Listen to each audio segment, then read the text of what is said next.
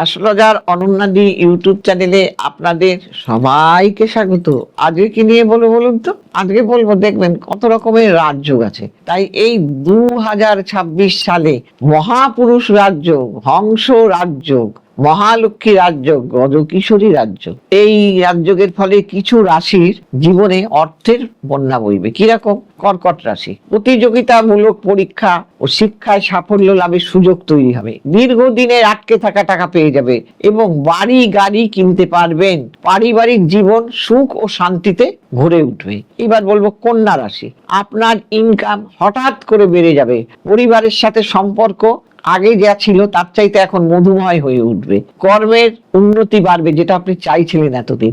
আর্থিক দিক কিন্তু আপনার মজবুত হয়ে যাবে।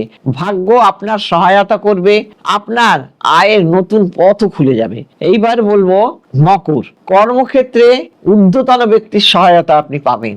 বিনিয়োগ করে ব্যবসায় লাভবান হবেন। আপনার আর্থিক অবস্থা শক্তিশালী হবে, আত্মবিশ্বাস বৃদ্ধি পাবে, সমাজের সম্মান মান বৃদ্ধি পাবে। নতুন গাড়ি ও বাড়ি জমি কেনার সম্ভাবনা প্রবল ভাবে আছে। আপনার মনের ইচ্ছা পূরণ হবে। সব দিক থেকে আপনি ভালোই থাকবেন। সবাই ভালো থাকবেন। নমস্কার।